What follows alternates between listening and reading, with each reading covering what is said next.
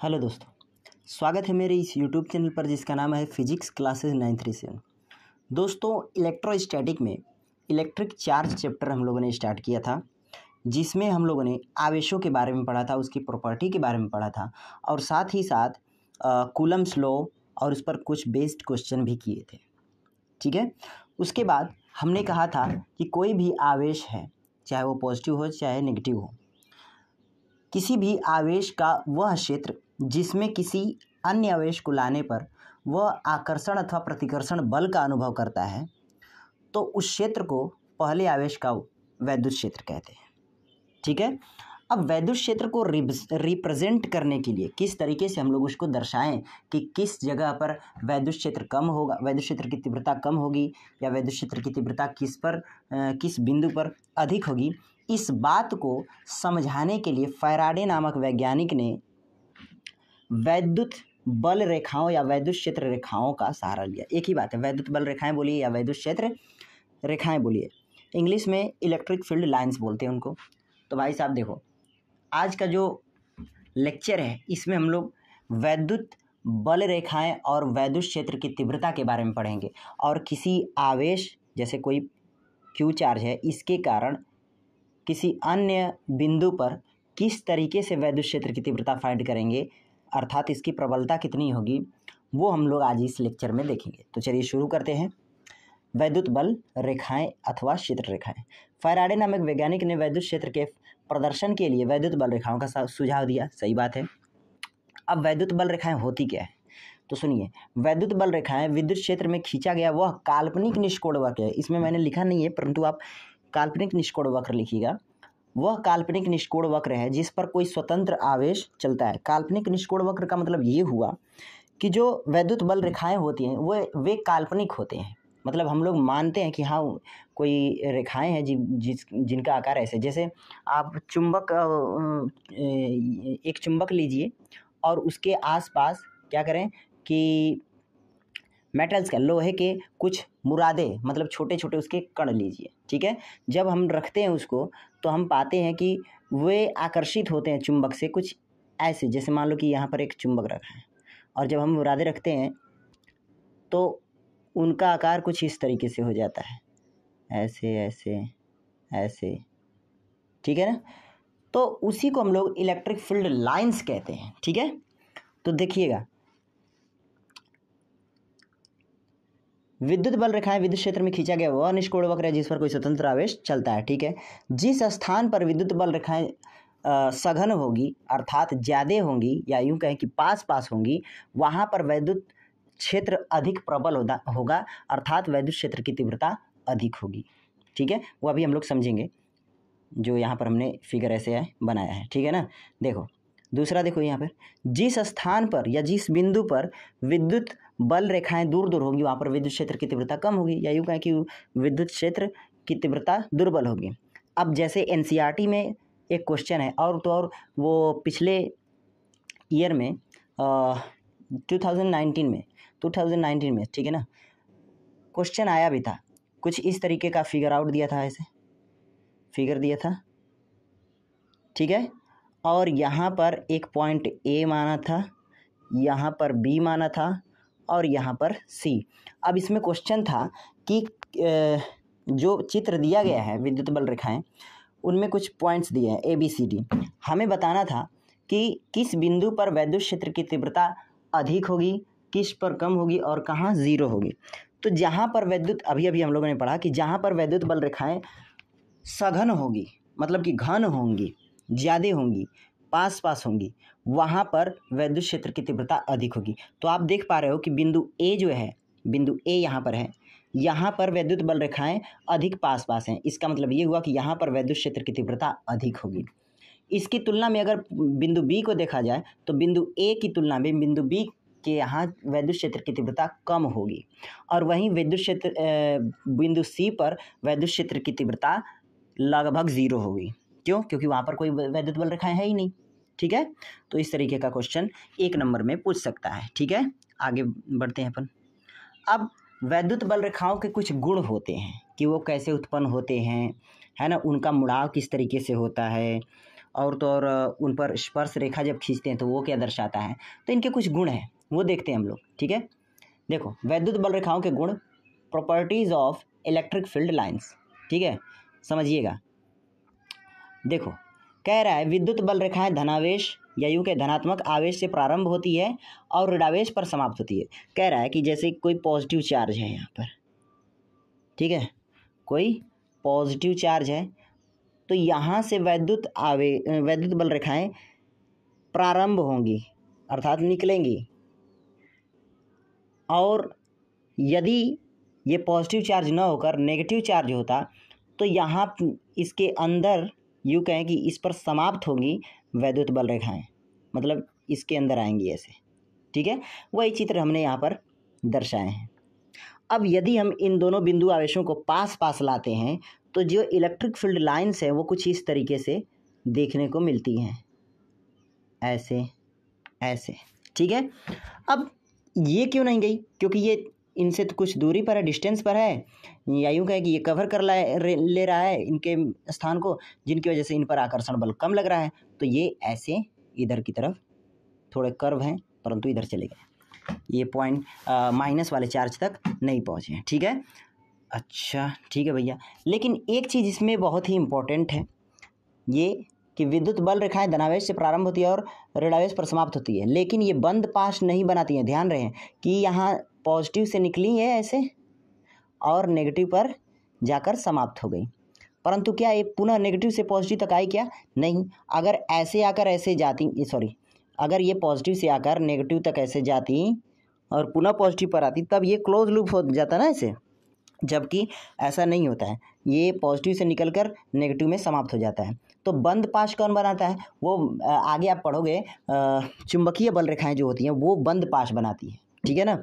मतलब कि ये नॉर्थ पोल और साउथ पोल ऐसे होता है ना, तो ये होगा क्या, नॉर्थ पोल से निकलती है साउथ पोल और साउथ से पुनः नॉर्थ, तो इसलिए जो चुंबकीय बल रेखाएं होती है वो क्लोज पाथ बनाती है, जबकि विद्युत बल रेखाएं क्लोज पाथ नहीं बनाती है, क्लोज लूप नहीं बनाती है, ठीक है ना। अच्छा आगे देखिए, ये तो वही बात है यहाँ पर। अब यदि वैद्युत बल रेखाएं हैं, मान लीजिए कोई ऐसे वैद्युत बल रेखा चल रही है, तो इन वैद्युत बल रेखाओं के किसी बिंदु पर जब हम लोग स्पर्श रेखा खींचते हैं तो हम पाते हैं कि वैद्युत बल रेखाओं पर खींची गई स्पर्श रेखा उस बिंदु पर परिणामी क्षेत्र की तीव्रता की दिशा को बताता है। क्लियर हुआ? तो ये देखो हमने यहाँ पर दिखाया है, एक पॉइंट यहाँ लिया है और दूसरा पॉइंट यहाँ लिया है। क्लियर हुआ? ठीक है। अब अगला पॉइंट, दो विद्युत बल रेखाएं एक दूसरे को कभी भी नहीं काटती हैं। ध्यान रहे, दो वैद्युत बल रेखाएं एक दूसरे को कभी भी नहीं काटेंगी। क्यों सर? क्योंकि अगर ये एक दूसरे को काटेंगी तो जिस बिंदु पर इनका कटान बिंदु है, कटान बिंदु पर दो दिशाएं हो जाएंगी, परिणामी दिशाएं, जो कि ऐसा होना असंभव है। अगर आप देखो तो जहाँ पर मिल रही इस वाली बल रेखा के लिए ये डायरेक्शन हो जाएगी परिणामी, और इस वाली बल रेखा के लिए ये डायरेक्शन हो गई, तो एक ही बिंदु पर दो दिशाएं हो जाएंगी ना, जो कि ऐसा होना असंभव है। इसलिए कहा जाता है कि दो वैद्युत बल रेखाएं एक दूसरे को कभी भी नहीं काटती हैं। ये भी एक नंबर में पूछ सकता है कि दो वैद्युत बल रेखाएं एक दूसरे को क्यों नहीं काटती है, तो ये हमने आपको समझा दिया और यहाँ पर लिखा भी है हमने। आगे देखिए, कह रहा है कि किसी चालक के भीतर वैद्युत बल रेखाएं नहीं होती हैं, बल्कि उस चालक के पृष्ठ के लंबवत होती हैं। ठीक है ना, ये आपको याद रखने वाली बात है, इसमें कोई लॉजिक नहीं है। एक समान वैद्युत क्षेत्र में वैद्युत बल रेखाएं समांतर और समदूरस्थ होती। सही बात है। मान लीजिए कि ये कोई रॉड है, पहले वाले रॉड पर पॉजिटिव चार्ज हैं कुछ इस तरीके से और दूसरे पर नेगेटिव, तो यहाँ पर एक समान वैद्युत क्षेत्र हो गया ना। अब एक समान वैद्युत क्षेत्र में जो वैद्युत बल रेखाएं होंगी वो एक दूसरे के समांतर और समान दूरी पर होंगी, समदूरस्थ, ऐसे ऐसे। ठीक है, जब हम लोग संधारित्र पढ़ेंगे तो इसका काम आएगा। आगे देखो, वैद्युत बल रेखाओं की दिशा में वैद्युत विभव घटता है। अब वैद्युत विभव क्या है वो तो आपको आगे आने वाले चैप्टर में पता चलेगा, बस आप यहाँ पर देख लो कि हाँ ऐसा होता है गुण किनका, वैद्युत बल रेखाओं का। ठीक है ना। अच्छा, अगला गुण देखिए, विद्युत बल रेखाएं समविभव पृष्ठ एवं चालक के सतह के सदैव लंबवत होती है, जैसे यहाँ पर है ना, ऐसे ही। अब आगे बढ़ते हैं और पढ़ते हैं वैद्युत क्षेत्र की तीव्रता। जैसे हमने तो बता दिया कि भाई साहब ये वैद्युत बल रेखाएं हैं ऐसे ऐसे, ये यहाँ पर वैद्युत क्षेत्र की तीव्रता अधिक होगी, यहाँ पर कम होगी, क्योंकि विद्युत क्षेत्र रेखाएं या बल रेखाएं यहाँ पर दूर दूर हैं, यहाँ पर और यहाँ पर पास पास हैं। लेकिन उसका एक्सप्रेशन क्या होगा, किस तरीके से हम लोग उसको सॉल्व करेंगे न्यूमेरिकल में, ठीक है। तो देखो, वैद्युत क्षेत्र की तीव्रता, इलेक्ट्रिक फील्ड इंटेंसिटी कह रहा है किसी वैद्युत क्षेत्र के किसी बिंदु पर स्थित एकांक धन परीक्षण आवेश पर लगने वाला जो वैद्युत बल होता है, एकांक, ध्यान से समझिएगा, एकांक धन परीक्षण पर लगने वाला बल क्या कहलाता है, वैद्युत क्षेत्र की तीव्रता कहलाता है, ठीक है ना। जैसे देखो, ये कोई चार्ज है, ये कोई चार्ज है, इसके कारण किसी बिंदु P पर हमें वैद्युत क्षेत्र की तीव्रता फाइंड करनी है। तो वो हम कैसे फाइंड करते हैं कि E इज इक्वल टू दोनों के बीच का फोर्स फाइंड कर लो, ठीक है, और परीक्षण आवेश से आप डिवाइड मार दो। यही आपका इलेक्ट्रिक फील्ड है, इलेक्ट्रिक फील्ड की तीव्रता है, इलेक्ट्रिक फील्ड इंटेंसिटी। क्लियर हुआ? ये हमारा फॉर्मूला है, ये हमारा फॉर्मूला है डेफिनेशन के अकॉर्डिंग, ध्यान रहे। अब इसकी यूनिट क्या होगी, तो यहीं से यूनिट निकाल लो। ये फोर्स है तो न्यूटन अपॉन कूलाम, तो न्यूटन पर कूलाम हो गया इलेक्ट्रिक फील्ड इंटेंसिटी की यूनिट, ठीक है, जो कि यहाँ पर हमने मेंशन भी कर दिया है। अब इस फॉर्मूले का हम लोग प्रूफ देखेंगे अभी आगे। अभी जो हमारा डेफिनेशन के अकॉर्डिंग फॉर्मूला है वो ये है, ध्यान रखें, ठीक है ना। अच्छा सर, ठीक है ठीक है ठीक है, समझ में आया समझ में आया।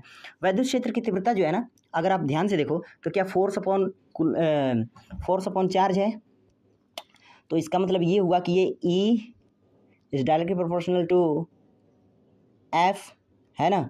तो इसका मतलब कि अगर फोर्स तो वैसे ही हम लोग जानते हैं कि सदिश राशि होता है, वेक्टर क्वांटिटी है, तो इसका अर्थ ये हुआ कि इलेक्ट्रिक फील्ड भी हमारी क्या होगी, वेक्टर क्वांटिटी होगी। तो भाई साहब, अगर इलेक्ट्रिक फील्ड वेक्टर क्वांटिटी है, सदिश राशि है, तो इसकी दिशा भी होगी।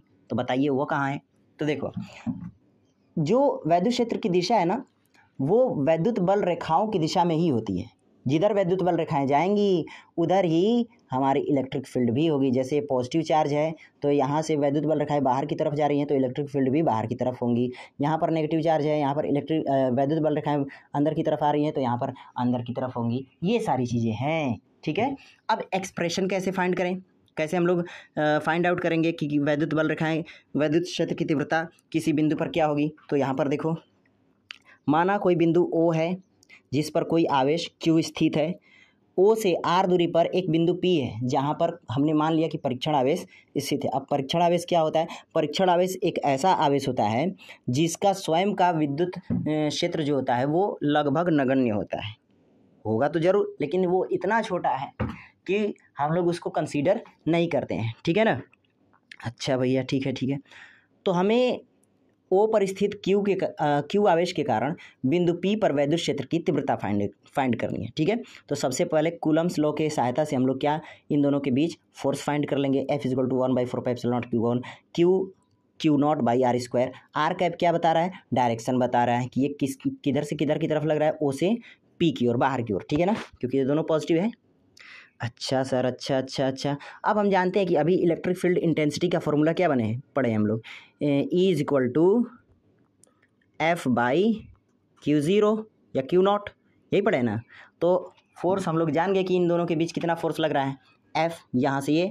अब F में आप क्या करो, Q0 से डिवाइड मार दो, भाग दे दो, तो हमें E मिल जाएगा। तो हमने क्या किया कि इक्वेशन 1 में Q0 से डिवाइड मारा तो ये Q और Q कट गया, हमें मिला E is equal to 1/4πε0 Q upon R square. Q upon R square direction के तौर पर आप लिख सकते हो R कैप।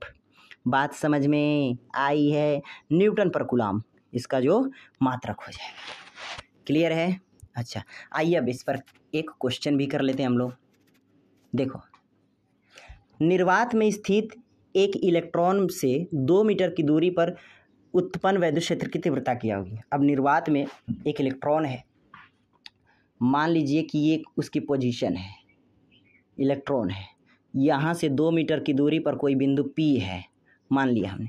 यहाँ पर हमें वैद्युत क्षेत्र की तीव्रता फाइंड करनी है। अच्छा, इन दोनों के बीच की दूरी कितनी है भैया, वो है 2 मीटर, ठीक है। इलेक्ट्रॉन पर चार्ज कितना होता है भाई, हम लोग जानते हैं 1.6 × 10⁻⁻19। अरे यही होता है ना, हाँ सर होता तो है।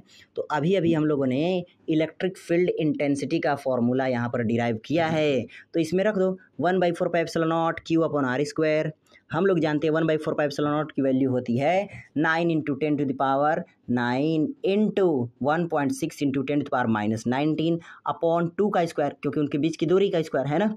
तो जब स्क्वायर करेंगे 4 हो जाएगा, 4 4 जा 16.4 हो जाएगा।